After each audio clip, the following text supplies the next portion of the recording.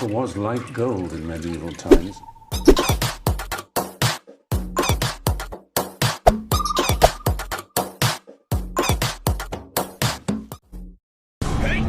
This is the story of one of the most tragic incidents in aviation history. Of how a jumbo jet goes berserk, plunging up and down at 7,300 meters. Of how an innocent mistake made years earlier puts over 500 lives at risk, and how investigators literally stumble on the reason behind the biggest single air crash in history. Japan Airlines Flight 123 is uncontrollable. Next. 3,000.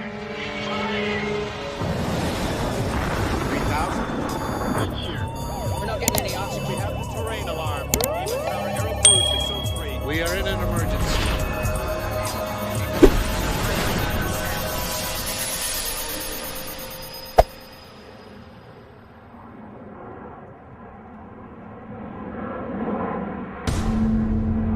This may be the last video ever taken of Japan Airlines Flight 123. It's late summer, and millions are traveling home for a traditional Japanese holiday.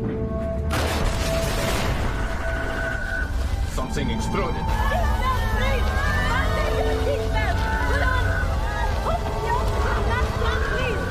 Japan Air 123 request. The plane is only 12 minutes into its flight when terror strikes. It's out of control, plunging up and down hundreds of meters at a time. And it's headed straight into the mountains that surround Mount Fuji, the tallest mountain in Japan. On the ground, Japan Airlines staff search frantically for the cause of the problem. In Tokyo, air traffic controllers try to guide the plane to safety, while the pilots resort to desperate measures to keep the plane aloft.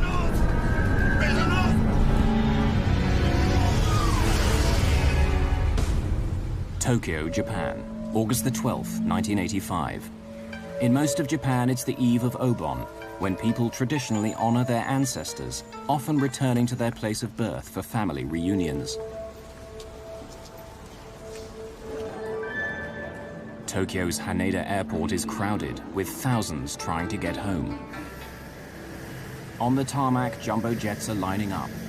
Air travel is so popular here that Japan Airlines has to use 747s even for its short internal flights. Tokyo Area Control handles all aircraft over central Japan, including those on their way to and from the city's two big airports, Haneda and Narita.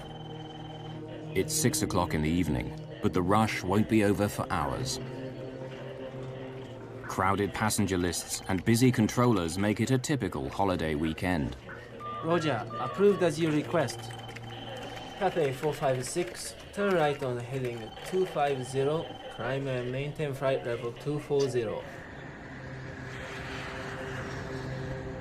At Haneda Airport, Japan Airlines Flight 123 is boarding.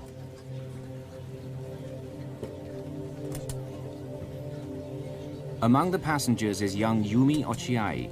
She's actually a flight attendant for Japan Airlines, but today she's off duty.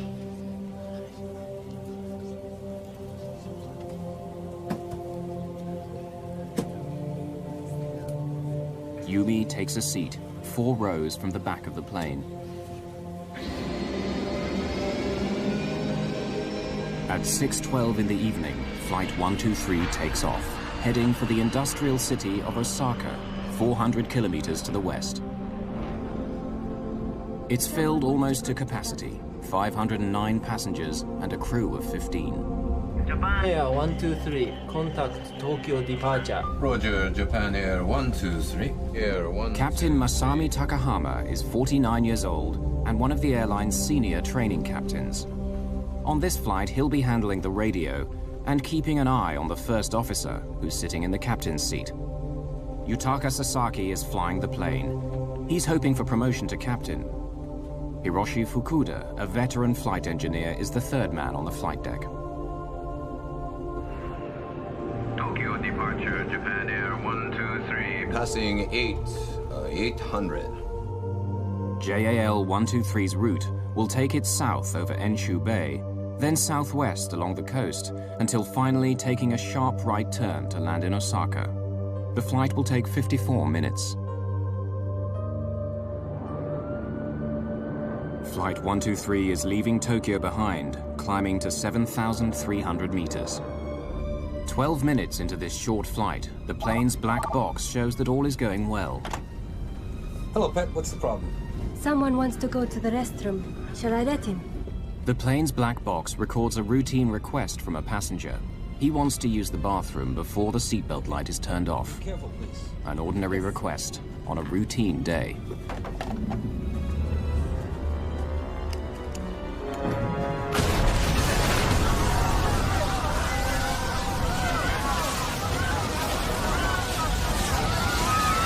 Something exploded.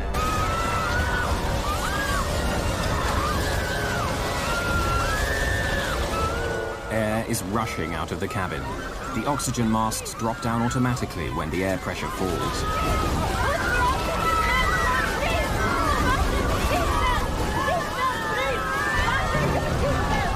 The explosion, the sudden loss of pressure in the cabin. There must be a hole in the aircraft. Gear door. Check gear.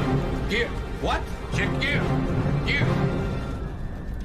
The pilot's first thought is that the landing gear doors have blown off. Squawk 77. 7700 is the emergency code. When the crew radios this code to the ground, air traffic control will know the plane is in trouble.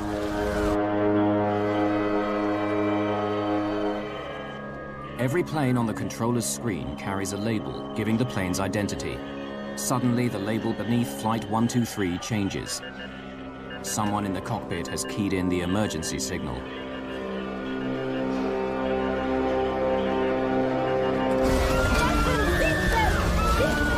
The plane's crew members are baffled. They know only that there's been a loud noise, some sort of explosion, a subsequent drop in cabin pressure, and a growing loss of control. Yet their instruments offer no clues to the mystery. Engines. All engines okay. Ominously, the pilots can't get the plane to respond. It's dropping! Right turn. Right turn. Hydraulic pressure. It's dropping! The plane's flight controls are powered by hydraulic pressure. The elevator, which makes the plane go up and down, the rudder and ailerons, which make it turn. On a big modern jet, all these are too heavy to operate with cables and levers. Instead, they're controlled by hydraulic fluid, which flows in pipes around the aircraft. It's the lifeblood of the plane. Tokyo, Japan Air 123, request immediate. Trouble. Request return back to Haneda. Mover. Roger, approved as you request. Turn right heading 090. Put the mask on, secure.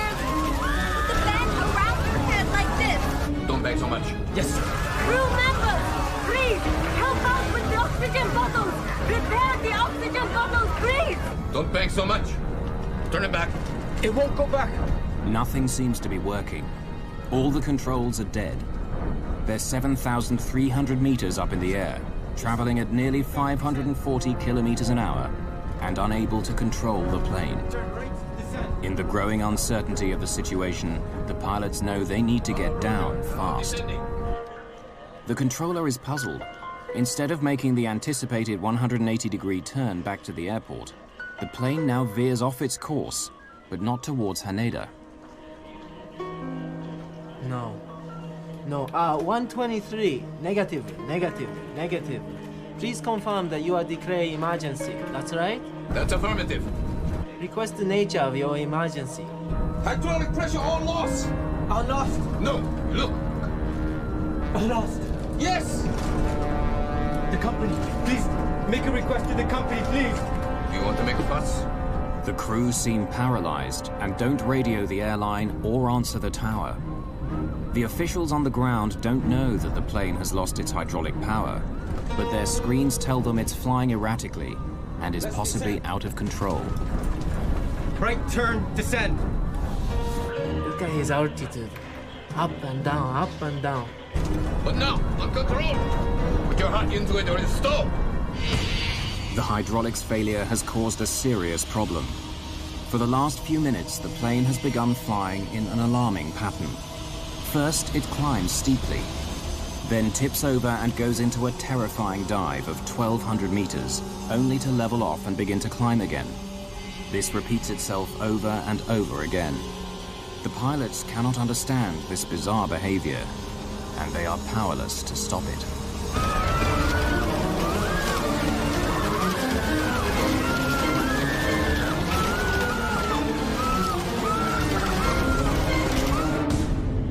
Tokyo Area Control, August the 12th, 1985. The controller receives an emergency signal from a jumbo jet that left Haneda Airport 13 minutes ago. Tokyo, Japan Air 123, request immediate. Trouble. Request return back to Haneda. Over. Put the oxygen mask. In the cabin, confusion and panic spread like wildfire. There's been an explosion, and now some passengers are gasping for air. Seatbelt, please. Hydraulic pressure has dropped. The plane's precious hydraulic fluid is gone. That's why the flight controls aren't working properly. Don't bang so much. Turn it back. It won't go back. Airline personnel are trained to take charge in a crisis, and passenger Yumi Ochiai helps out even though off duty.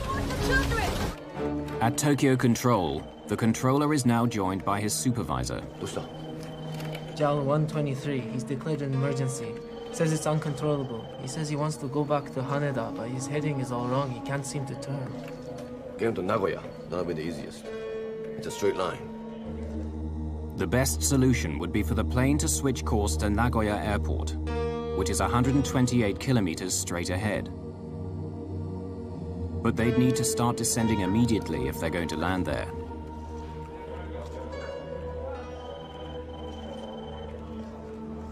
Right, your position 72 miles to Nagoya. Can you land at Nagoya? Negative.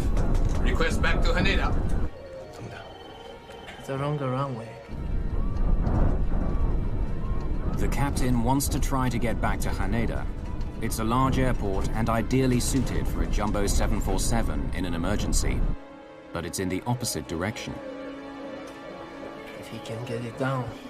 123, can you descend? Roger. But the black box shows that he doesn't descend. Without control of the aircraft, they can't. In the thin atmosphere at this altitude, the passengers are finding it difficult to breathe. People without oxygen masks may soon become unconscious. The situation worsens as some of the masks at the back of the plane run out of oxygen. It's been 5 minutes since the explosion, and a flight attendant is finally able to call the cockpit with news about what's happened to the plane.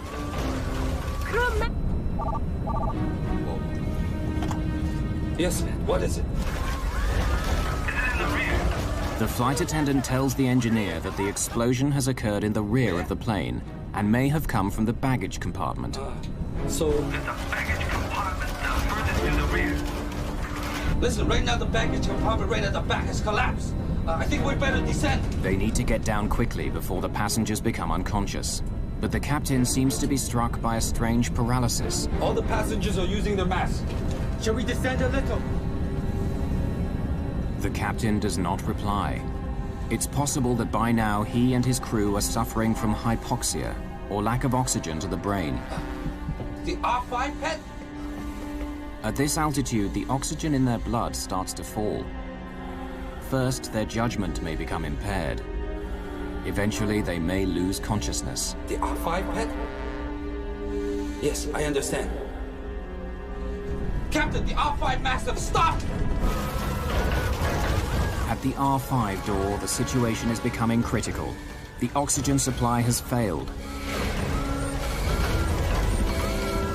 The cabin crew have to give the passengers whiffs of oxygen from a gas bottle. Still, the captain and his crew seem to be drowning in confusion. I think we better make an emergency descent. Yes. Shall we use our mask too? We better. I think we better use the oxygen mask. Yes. But they don't put on their masks. No one knows why. It might be indecision or hypoxia beginning to cloud their judgment. At Japan Airlines in Tokyo, flight operations have been alerted to the emergency, but are as mystified as everyone else on the ground. All they know is that over 500 lives are at stake. It's their job to try to diagnose the problem and come up with a solution while the plane is in the air. This is Japan Air Tokyo. Tokyo Control said they received an emergency call from you. Listen, right now the R5 door has broken. Roger. Is the captain returning to Tokyo? What? Can you return to Haneda? Just a moment. We are making an emergency descent. We'll contact you again in a little while. Keep monitoring us, please. Roger. R5 door. Could it have come off? If the door has come off, that could mean an explosive decompression of the cabin as the air rushes out. Passengers may have been sucked out kilometers above the ground. But there's a worse possibility. If the door hit the tail of the aircraft, it could have damaged it. The tail keeps the plane stable. Its rudder and elevators make the plane go up and down or side to side. If the tail is damaged, flight operations will be powerless to assist them. In Tokyo, news that a Japan Airlines jumbo jet is in trouble has leaked almost immediately. Japanese television is already breaking into regular programming with live interviews. Someone saw the crippled jet fly overhead. I knew the plane was in trouble, he is saying. It was swaying back and forth. Then it disappeared in a cloud. Flight 123's meandering route has put it in range of an American Air Force base at Yokota on the northern outskirts of Tokyo. An American controller there has overheard the conversations between the plane and Tokyo Air Traffic Control. He wants to help to offer Yokota runway for landing. Japan Air 123, Japan Air 123, Yokota approach. If you hear me, contact Yokota. The pilots are preoccupied and don't respond. Since they've lost all normal control of the plane, they're now testing the throttles to see what happens. They can make the plane go faster or slower. At least they have speed at their command. As they experiment, they find that if they push the throttles forward when the plane is diving, making the engines go faster, it actually makes the plane come out of the dive and brings the nose up. And if they pull back the throttles when it's climbing, slowing the engines, the nose tips and begins to dive. These actions are the opposite of what a pilot would normally do, but it seems to work, and they begin to flatten out the mad roller coaster ride. Then a second experiment. By applying more thrust to the engines on the left side of the aircraft, they manage to slowly turn the plane right, in the general direction of Tokyo. But then their luck runs out. In the frantic juggling of throttles, the pilots get out of step. It drives the 747 into a frenzy. Both hands! How about gear down? Gear down! Should put the gear down! Lowering the landing gear should slow the plane down and make it more stable. Doesn't work. Should I lower the alternate? For safety, 747s employ an electrically run system, separate from the hydraulics, that can lower the landing gear in an emergency. While the engines are turning, they still have electric power. Lowering the landing gear helps stabilize the plane. The drag of the undercarriage has a dampening effect on the pitching motion. But it also destroys the directional control they were getting by applying more power to one side of the aircraft. Max power. Close to Mount Fuji, the tallest mountain in Japan, the plane makes an abrupt turn to the right and begins a terrifying dive.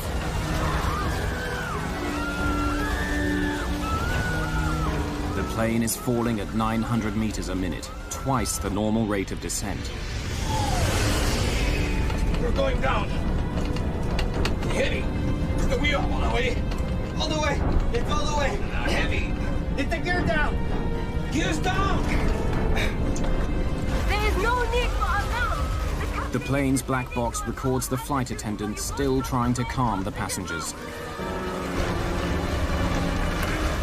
Japan Air 123, uncontrollable. He's gonna hit the mountain. Tokyo Control, good day to you, sir. This is All station except the Japan Air 123. Keep silent until further advised. Uncontrollable! Understood. Do you wish to contact... Stay with us, please. Stay with us! Just as suddenly, the plane comes out of its dive. They've dropped over 3,000 meters. They're now in amongst towering mountains, but at least there's more oxygen at this altitude. The pilots have been fighting the plane for an intense 22 minutes since the explosion. This may be hopeless. The hydraulic fluid is all gone. It's uncontrollable. Hey, mountain! Stop! The ring! Yes! Ring! Go to the mountain! Back power! Applying maximum power in order to lift the nose is their only option. We're gonna hit it! Ring! Power! Keep trying! In their efforts to control the plane, they've allowed the speed to drop too much. To escape the mountain, they need maximum power to generate more speed and more lift. Gaining speed! Stick with it! Stick with it! It's first on the way! We're losing altitude! Go lower the nose! It's lowering! We're going down! The passengers grasp the seriousness of the situation. Many of them prepare for the end. But increasing power to avoid the mountains has caused the plane to resume its wayward up and down motions. Having run out of options, the crew is forced to repeat the same futile procedures over and over. They've been fighting the plane for nearly 30 minutes now. Japan Air 123, Japan Air 123, Yokota. The air traffic controllers, Japanese and American, are desperate to help, to give Flight 123 any information or reassurance they can. Request radar vector to Haneda. Roger, understood. Keep heading 090. But frustratingly, the plane continues heading off to the northwest, away from both Haneda Airport and Yokota Air Base.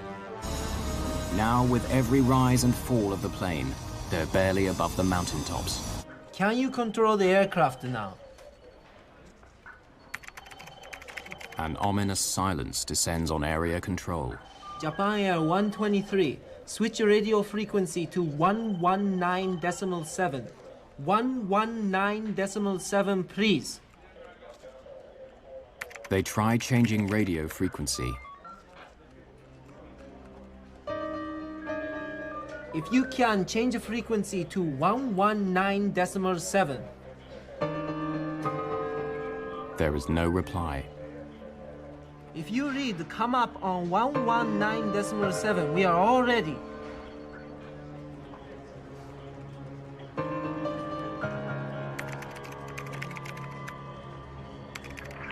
Japan Air 123, yes, we've selected 119.7. What is our position? Your position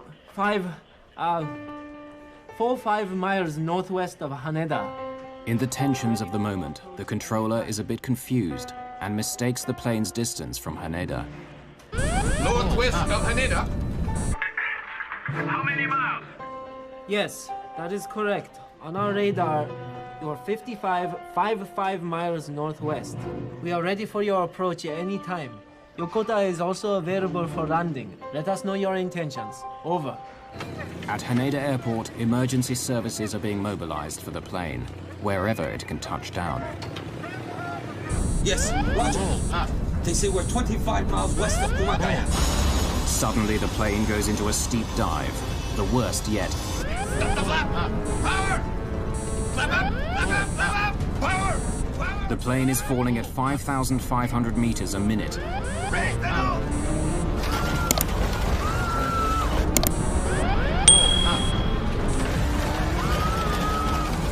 Flap up! Flap up! Flap up! Hit up! Raise the nose! Raise the nose!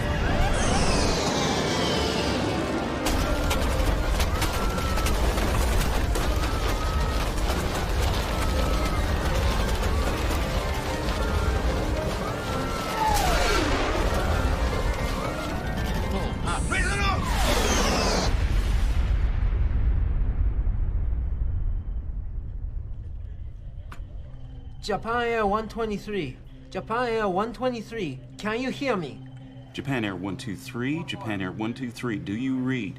Japan Air 123. Japan Air 123. Japan Air 123 is gone.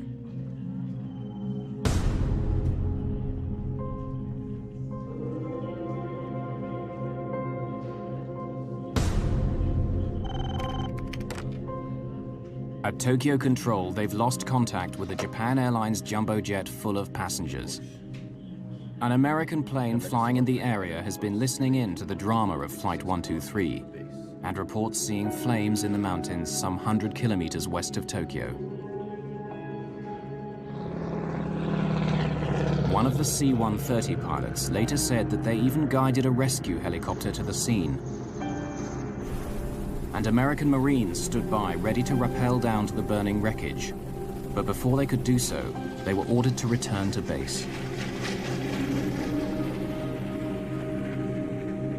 Rivalry between the various Japanese emergency forces is reported to have caused confusion and delays as the victims of the crash wait for help. During the night, the Japanese Self-Defense Force arrives on the scene. A helicopter flown by Captain Isuzu Omori finds the crash site. The pilot radios in. Minokayama, Victor 107. I see something. I see flames in about 10 spots over an area of about 300 meters square. Victor 107, Minokayama. Is there any sign of survivors? Victor 107, no signs of survivors. Visibility poor. Too much smoke. Victor 107, can you land to investigate? Not a chance. It's a 45-degree slope down there. Nowhere to put down. And there's fire everywhere.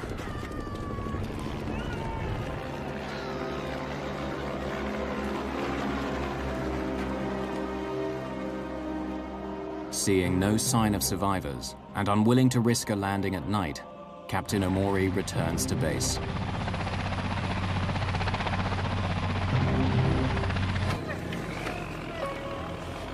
Meanwhile, a team of rescuers is on its way by road. But since they don't expect to find anyone alive, they spend the night in a village 68 kilometers from the crash site.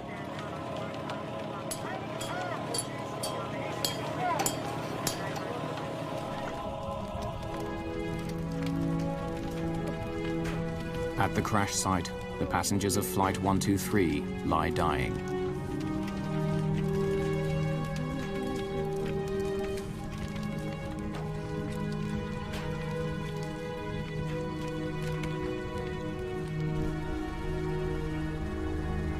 The next morning, the last moments of Flight 123 start to become clear. The 747 sliced a path through the trees near the top of Mount Osotaka, one of the mountains north of Mount Fuji. The plane finally hit a ridge several hundred meters further on and exploded. The wreckage and passengers then tumbled down the steep side of the mountain. It's now 14 hours after the crash, and the Japanese Self-Defense Force rescue team arrives at the scene.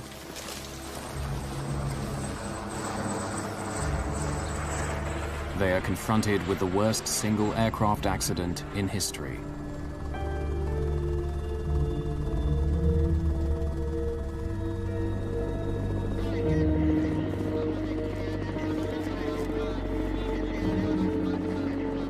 They're shocked to find a survivor. It's the off-duty flight attendant, Yumi Ochiai, still hanging on to life.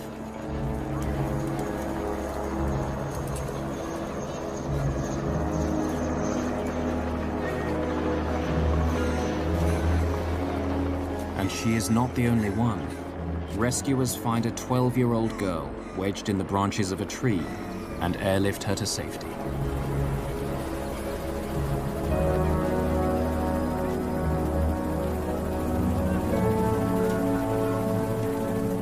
Incredibly, 2 more passengers are alive, a young mother and her 8-year-old daughter. It's nothing short of a miracle. But how have these four survived? The human body is believed to be able to stand a forward deceleration of up to 25 times the force of gravity. But investigators report that from the speed at which the aircraft hit the ground, those at the front of the plane experienced a sudden stop of over 100 Gs.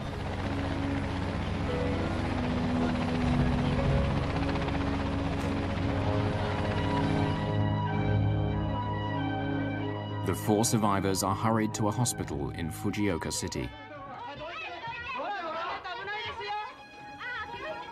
Investigators will soon discover that all four of the surviving passengers were seated in the last 7 rows. This is how they survived. In the back of the 747, the impact forces were much less.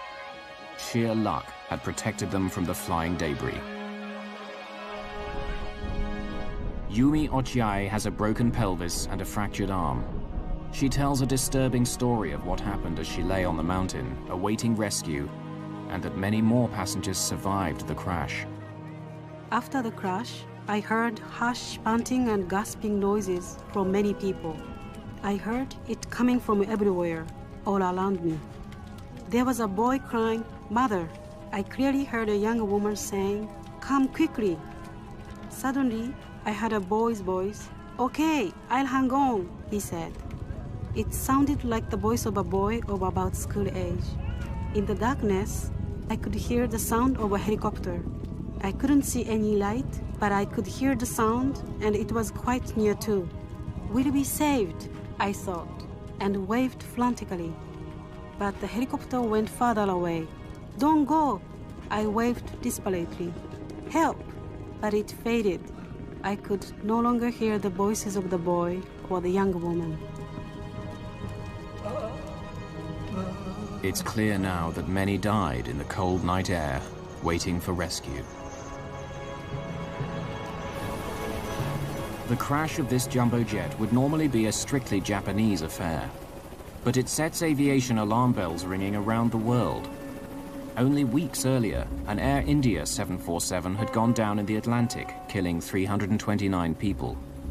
Now another 520 dead.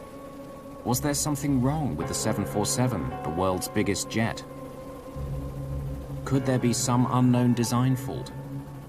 There were some 600 747s flying worldwide. A problem with the plane would have grave consequences for aviation. Ron Schleid, a top investigator with America's National Transportation Safety Board, the NTSB, was assigned the case. So it was a very big concern on our part about whether there was a problem with the 747, an airworthiness problem. And so we had to jump on this very quickly to learn what happened. At the Washington headquarters of the NTSB, the chairman was extremely concerned of the potential consequences for world aviation. He wrote a personal note to his opposite number in Japan, begging him to invite the NTSB to join the investigation as guests.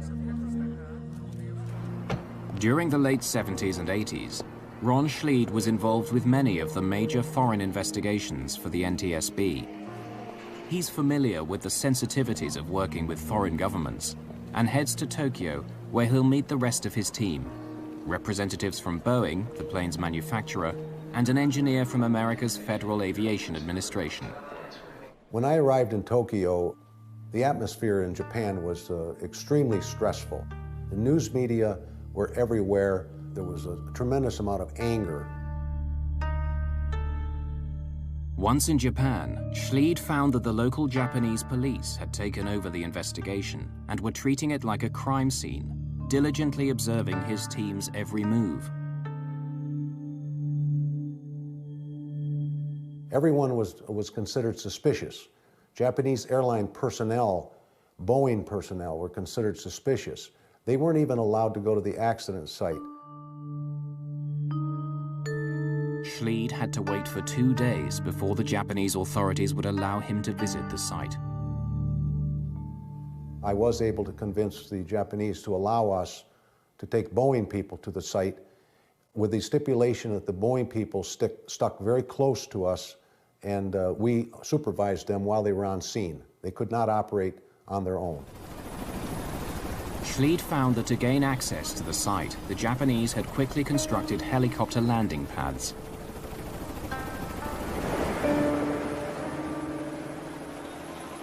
It was an amazing sight to look up at this mountain and see what looked like wreckage from an airplane at a distance, but you could not recognize any part of an airplane. There were scores of helicopters in the air, landing and taking off every couple of minutes.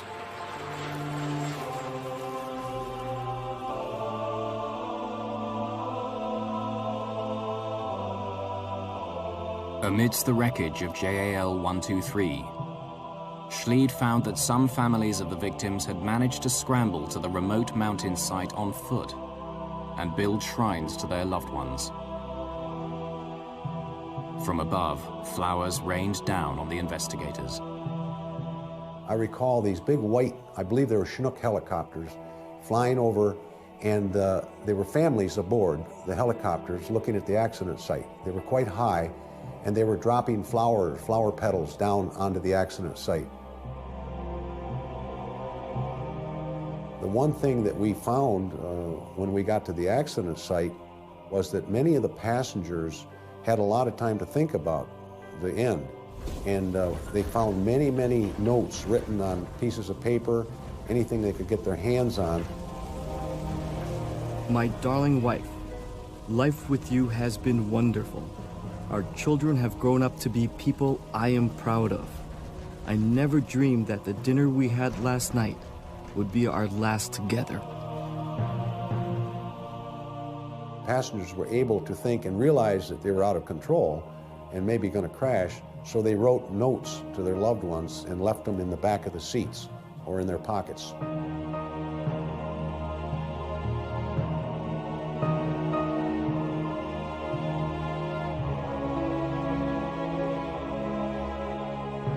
But what could have caused this disaster? Neither the heart-rending letters nor the tangled wreckage yet yield any answer to what happened to Flight 123. Still, the main thing the investigators have to go on are the words on the plane's cockpit voice recorder, those of the plane's flight engineer who had said that door R5 was broken. They believe that the door has somehow come off in flight, crashed into the tail, and damaged the plane's flying surfaces, the horizontal stabilizer, which makes the plane go up and down, the rudder, which controls side-to-side movement. But then, a piece of news that destroys that theory totally. The door had not come off. It's found by the investigators amidst the wreckage. The flight engineer was wrong.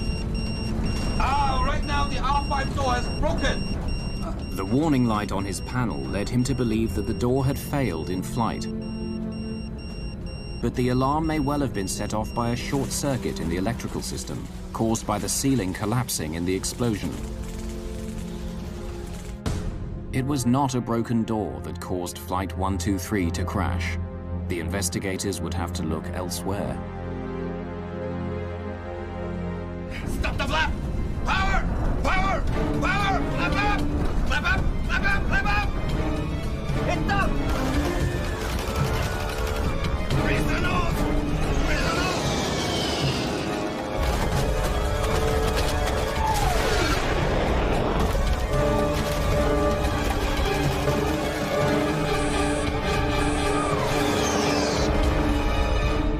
Japan Airlines Flight 123 has crashed into Mount Osotaka, taking hundreds of lives. Investigators are worried about a hidden fault in the Boeing 747. They need to find the cause of this crash quickly. A photograph taken by an amateur photographer provides the first clue to the mystery of why the plane became unflyable. There's something odd about the image. Photographic technicians put it on a computer and work hard to enhance the photograph to sharpen up its blurred lines. Finally, they get a clear enough picture. The whole huge tail fin of the airplane is missing. It's what keeps the plane steady. Since most of the plane's hydraulic fluid lines pass through the fin, it starts to make sense why they lost hydraulic pressure and control of the plane. Then, a Japanese Navy ship steaming across the bay south of Tokyo came upon the plane's tail fin floating on the sea. It's at the very spot where the plane had first reported an emergency. Investigators are now certain that the starting point of the accident must have something to do with the tail of the aircraft.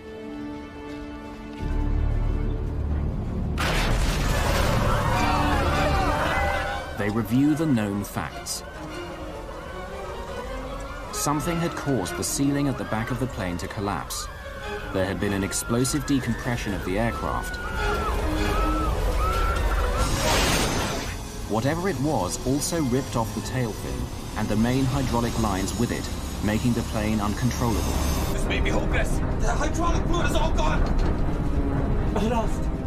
Explosion, decompression, loss of the tail fin and hydraulic failure. The investigators need to find out what links these four elements together.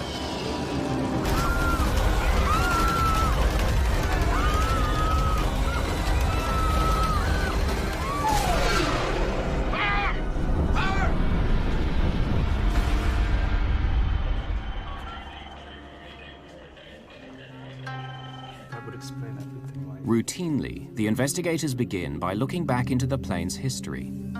And they make an intriguing discovery. The plane had been in another accident 7 years earlier. The pilot landed the plane with its nose too high. The tail struck the ground and scraped along the runway. There had been a repair to the rear part of the airplane, including the rear pressure bulkhead. All modern jets, aircraft, when they climb, they have to be pressurized to keep the cabin to a reasonable level for the passengers. So let's take a 747. When the 747 is on the ground, it's actually somewhat oval-shaped. And as it climbs and pressurizes, it becomes more circular. The rear pressure bulkhead is like a huge metal umbrella lying on its side at the very back of the plane. Its purpose is to stop pressurized air escaping from the cabin out through the tail of the aircraft.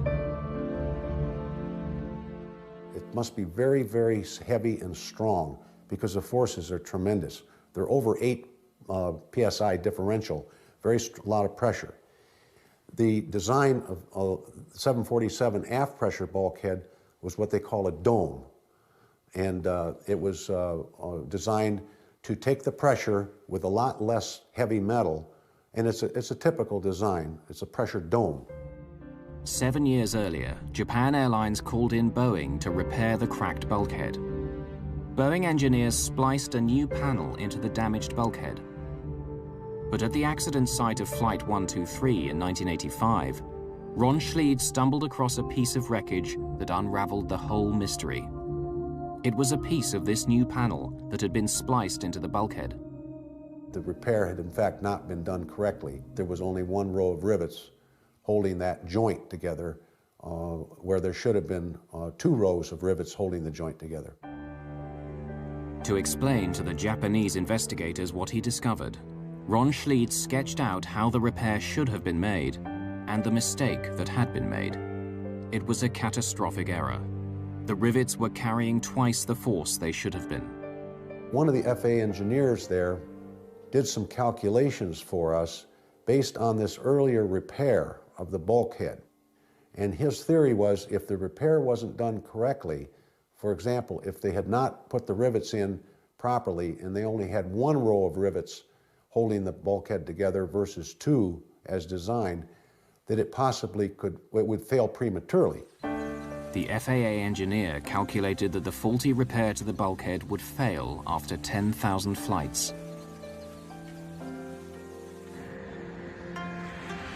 From the moment the repair was done, it was simply a matter of time.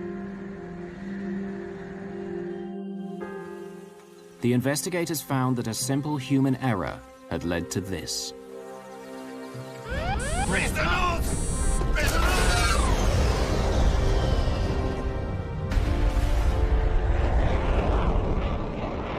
On a summer's evening in 1985, Japan Air 123 lifts off from Haneda Airport. It's the 12,319th takeoff since the repair of the damaged bulkhead, a repair that the investigators calculated would only hold for 10,000 flights. As the plane climbs to 7,300 meters, the air outside gets thinner and thinner, but the air inside the cabin is pressurized for the passenger's comfort.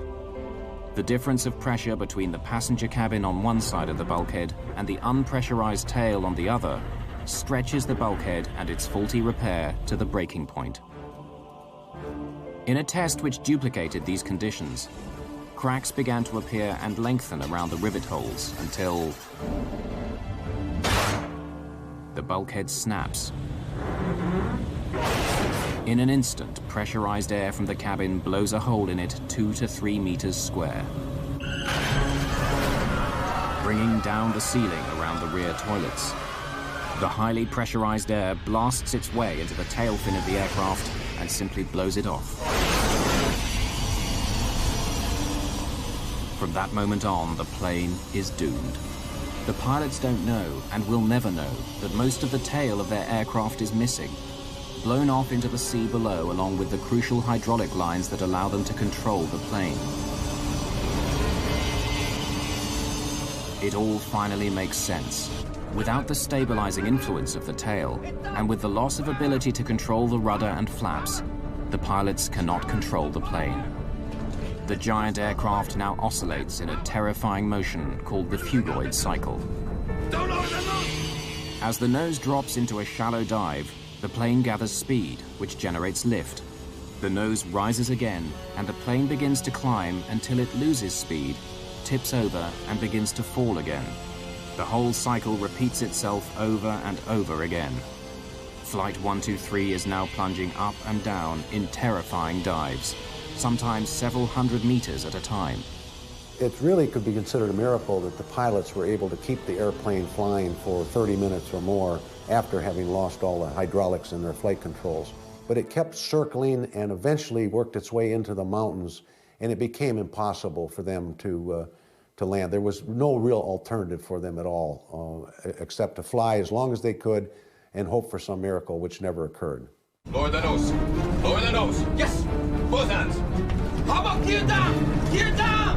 So put the gear down. To understand what the pilots were up against, 4 hand-picked flight crews were placed in a simulator and confronted with the same situation.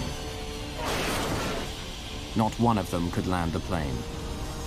The pilots of Flight 123 managed to keep their plane in the air for 30 minutes, much of it among high mountains, an amazing feat of flying. Back in Tokyo, as the cause of the JAL accident was identified, Ron Schleid had to break the news to his colleague from Boeing, one of the top designers of the 747. The simple truth was that a single row of rivets had been used when a double row was required. And when we described our findings to him, you can imagine this Boeing man became very, very upset. Personally was crying because of the fact that his airplane that he designed and then the people that did the repair, because it was Boeing people that designed and did the repair, had made an improper repair that caused the airplane to crash. The Japanese police wanted to bring criminal charges against Boeing for its part in the tragedy, but the prosecutors decided not to go ahead. Boeing's reputation was damaged, but if they could derive any comfort at all from this tragedy, it was that there was no inherent fault in the 747. The plane continues on to become one of the most successful civil aircraft of all time. However, Japan Airlines, the innocent party, had no such comfort. After I left the scene and came home, it was my understanding that one of the senior Japanese Airlines maintenance managers actually committed suicide. The Japanese Airlines president resigned. The bookings slumped. Rumors abounded in Japan that the airline was indeed guilty and that Boeing was just taking the rap for a valuable customer. It's taken years for Japan Airlines to recover from this experience, the worst single plane crash in history.